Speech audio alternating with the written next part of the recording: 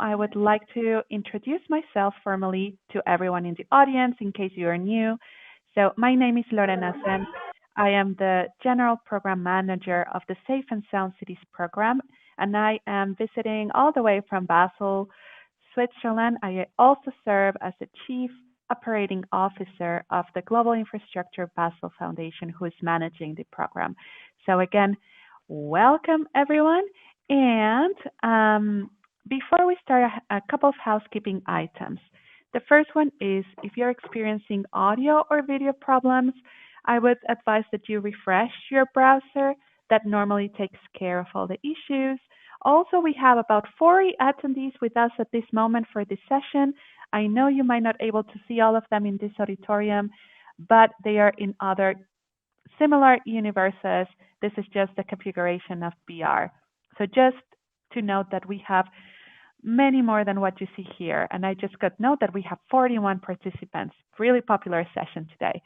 Um, if you need help at any point, just please write us in the chat. You can also use the chat to express your emotion, put an emoji. We love having all that feedback. And with that, I am very pleased to introduce all of our speakers today. So I will introduce all of them, and then they will share their presentation with us. So I have Raven. Raven is a participant from the innovation process in Baguio, and her innovation was pre-selected and shortlisted. Maxine, he's an anthropologist, so she's an anthropology student with particular interest in urban anthropology, and the innovation was also shortlisted. And then we have Almond. He's a civil engineering student who specializes in urban development. So Raven, Maxine, and Almond, welcome to all of you. Let's give them a round of applause.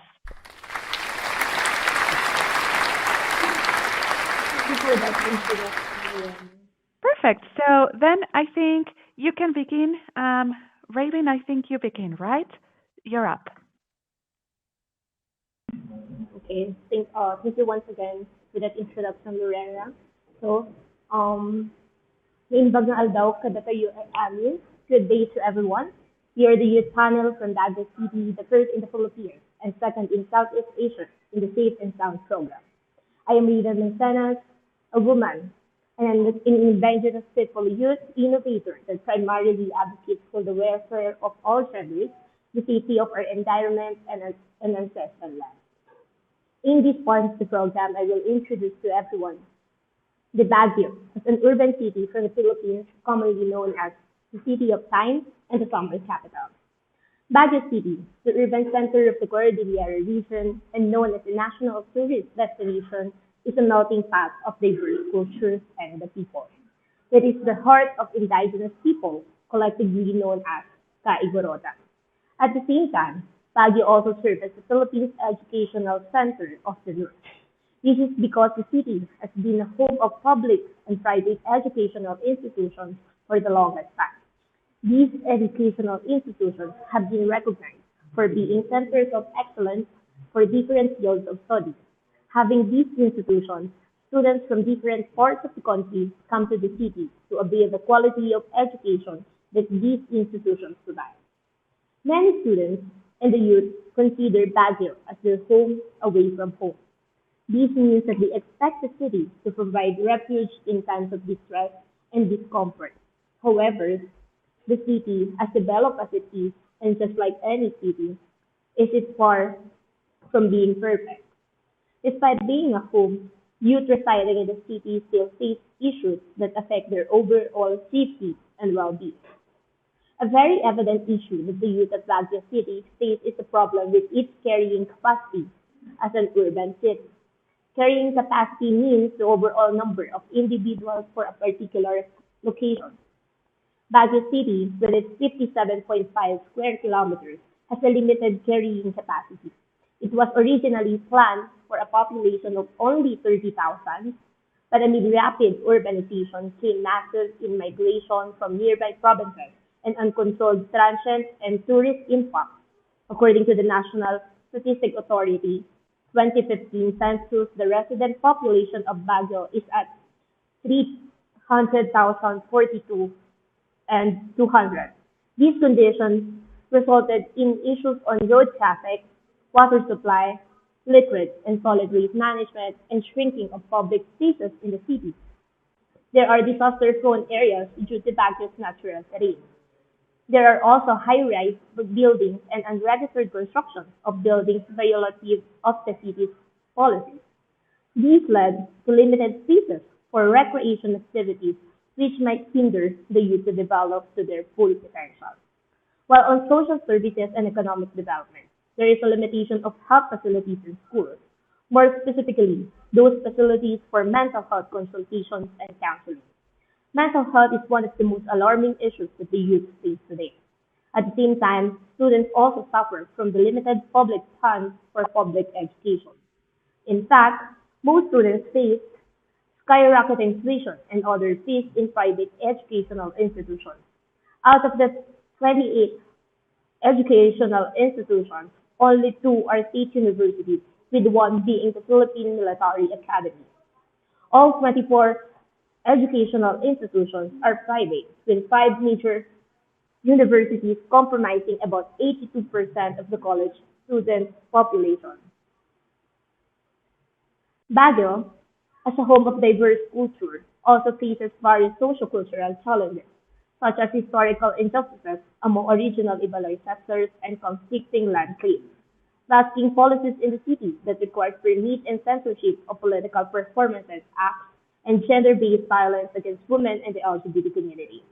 According to the city's social welfare and development in Baguio, it has recorded 98 cases of violence against women from January to December as of 2022. Youth still fear walking alone in streets with the threat of catcalling, harassment, and other forms of violence, especially women and members of the LGBTQIA+ community. Youth leaders, on the other hand, experience fake news, red tagging, and terrorist labeling just because they exercise their democratic rights. Now, as a woman youth leader and a youth innovator, I therefore face not just one issue, but top on top the safety issues in my daily life. One of the most crucial safety issues would be with regards to natural disasters and environmental concerns. The city, being in proximity to active faults, makes it prone to earthquakes, which results in significant loss of lives and major infrastructure damages. While Baguio City's elevation may shield it from the worst effects of a storm surge, typhoons, and heavy rainfalls can still pose risk, including flooding and landslides. The rapid growth of the city has also led to environmental concerns, including deforestation, pollution, water scarcity, land degradation, loss of biodiversity, and climate change vulnerability, among others. In response to this, my team, Arabuyan, developed an innovation idea called Baing Greening Project. Baing is an Ilocano term which translates to backyard garden. It is a community-led urban gardening initiative using indigenous practices. It is open for women, youth, environmental advocates, and everyone who is interested in campaigning for a sustainable environment in an urban setting while also conserving the cultural practices of the Cordillera region. Indigenous practices such as ayong means making use of what we have, or simply recycling. This initiative aims to transfer culture knowledge from elders to younger generations, as well as bring indigenous people together in our united principle on addressing environmental issues and protecting our ancestral land. And that's why the Ba and Greening project have become shortlisted in the top 10 innovation challenge of Baguio City. However, these facts that I presented are just general situations of the youth in Baguio City. To further explain this, I will call Julie and Maxine on this podium to share her knowledge and experiences of our Safe and Sound program in Baguio City.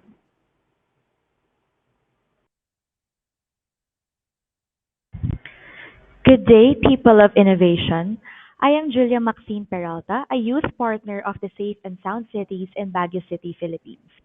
Baguio City, located in the northern part of the Philippines, is a popular tourist destination known for its cool climate, scenic views, and rich cultural heritage. While it is generally considered safe for tourists and residents alike, there are certain safety concerns and issues one might encounter that vary over time. Common issues include traffic safety, pollution, natural disasters, infrastructure hazards, public health, and various environmental issues, among others. As much as we recognize the rapid growth of cities such as Baguio City in the Philippines, we should also put emphasis on urbanization and development processes that do not compromise the welfare, safety, and overall well-being of the people and the environment. Baguio City has shown concern and implemented various initiatives to address environmental issues. Some city-led programs and initiatives include tree planting and reforestation activities to combat deforestation and increase the green spaces within the city. This is usually conducted in collaborative efforts with schools, organizations, and local communities to promote environmental awareness. Second, the city, in cooperation with national agencies, has implemented air and water quality monitoring programs to track pollution levels and take corrective action when necessary. Third, watershed areas, crucial for the city's water supply, have been under protection and rehabilitation programs to prevent their insufficiency. Fourth, efforts have been made to integrate green spaces and parks into urban planning designs to mitigate the urban heat island effect and provide recreational areas for residents. And of course, Baguio has faced challenges with solid waste management due to the increased urbanization and tourism. Efforts have been made to promote segregation at source, recycling, and above all, the local government, in collaboration with schools and non-government organizations, has organized seminars, workshops, and events to educate the public about environmental conservation and sustainable practices for a safe and sound Baguio. This brings us to the essence of the Safe and Sound Cities program. Cities should create feelings of happiness, security, and peace by ensuring that urban areas and environments cater to the multidimensional well-being of the constituents. A large population of Baguio City comes from the youth sector, highlighting the importance of youth development and capacity building in order to involve the bright minds of the youth in solving urban safety issues in the city and promoting sustainable development through innovations. The Safe and Sound Cities program's holistic, grounded, and collaborative approach can kickstart the transformation of Baguio into a city that is inclusive and diverse by providing the youth and other sectors a platform to forward the issues that directly and indirectly affect them, and also allow them to perform collective action in addressing these concerns. In addition, it also creates a space for them to apply their educational learnings and theories in the practical setting, not to improve their individual lives only, but for the betterment of the city and the community as a whole. The Liwliwaya Sursuro launching event is an example of a youth-led and driven event that gave opportunities to Cordilleran youth through an experience of learning, networking, and collaboration. It started off with very insightful plenary discussions with topics ranging from how safe is Baguio for the youth, Baguio's carrying capacity and youth opportunities, to placemaking and design thinking. This equipped the youth innovators with information on the city's urban situation for them to find an area of focus for the Youth Innovation Challenge. I personally love the talk on placemaking and design thinking because it provided me with a deeper understanding of urban spaces and solving urban problems, as well as how these concepts can be used not just in the urban development setting, but can also be applied in our day to day lives. After the discussions, we partook in the Innovation Challenge, which allowed us to create prototypes of our suggested projects for Baguio City in relation to the issues that the city is experiencing today. It was followed by the Innovation Prototype Expo that showcased the diverse creations of the youth in the safety challenges on health, education, environment, civic participation, women and LGBTQ+, indigenous peoples, and the like. The Liwliwaya Sursuro event, attended by almost 300 participants from Metro Baguio, became true to its English translation: Have fun while learning. The gathering of youth innovators, leaders, and inspiring thinkers sparked creative ideas that will eventually be turned into real life projects aimed to help solve urban safety issues in the city. The participants were able to co-create 21 innovation prototypes responding to the floated issues in Baguio City. Overall, the Liwliwaya Surusuro event, among other youth development programs and collaboration with Safe and Sound Cities and the local government units, plays a crucial role in our goal of constructing and reconstructing urban environments and experiences that are just, inclusive, and safe for everyone. May we vigorously continue our sustainable initiatives, empower the youth and other communities and sectors, and widen our platforms to make Baguio and all cities safe and sound. And now for a short discussion on youth involvement in co-creation and collaboration with the government, here is Almond Gregory Sison.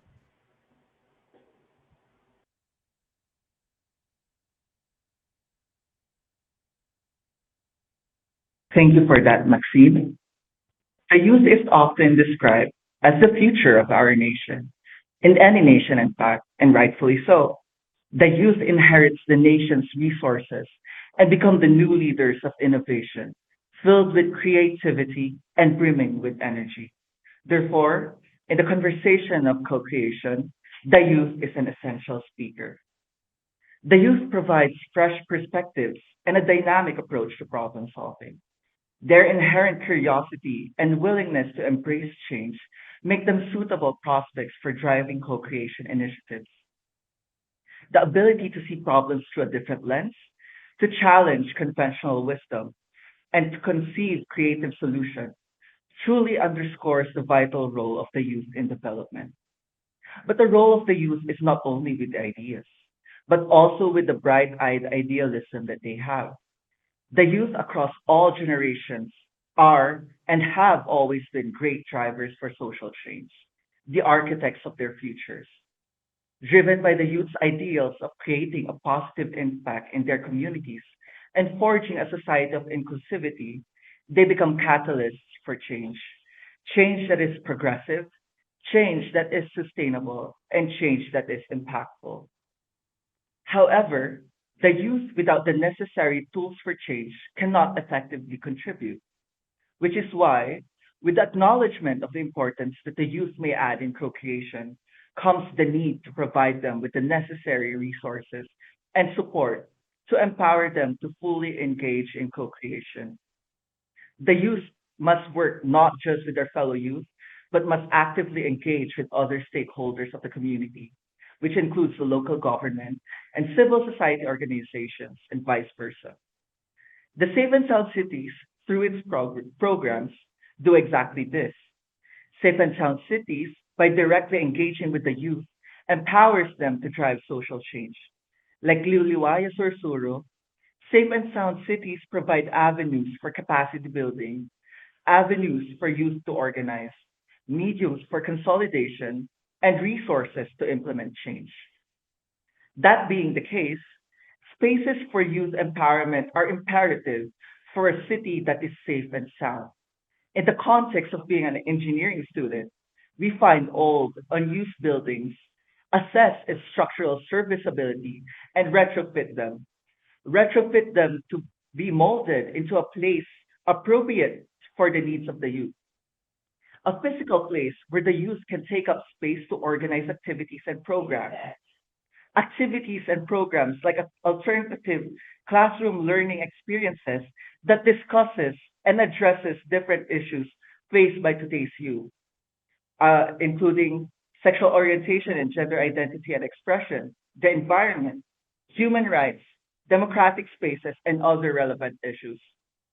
A place that extends into a free and accessible 24-hour co-working and co-learning space for students, young professionals, and even out-of-school youths, so as not to cram themselves into expensive and unequipped facilities.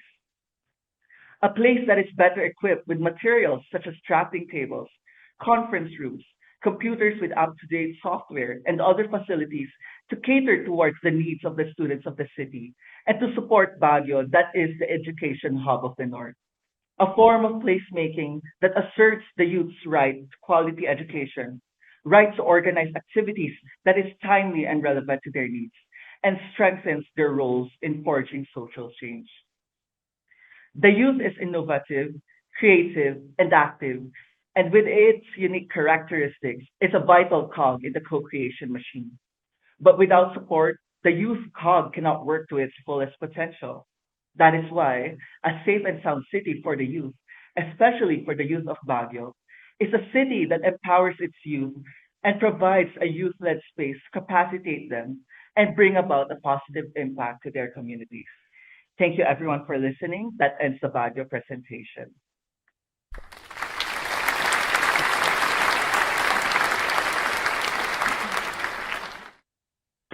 Thank you so much for that. I think I'm not the only one thinking that all of what you all of your messages were really well said.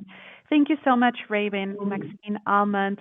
We we are really excited to hear more about your innovations and your ideas. And my few takeaways is that all of you mentioned what a safe and sound city should be like, what a safe and sound city is. And it is a city that we heard it shouldn't be perfect, but it should feel like home. It should have, we should address and we should take note of the carrying capacity in the urban settlements.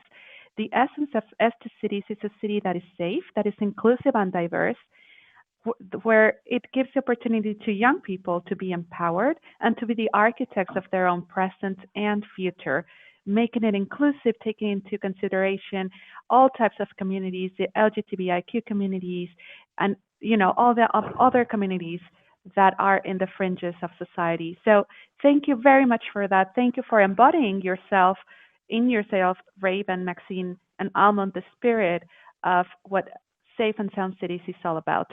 So I would like again to ask the audience to join me in an applause. You can also show a dance move if you want, because this was a great and inspiring presentation. Thank you again to all of you.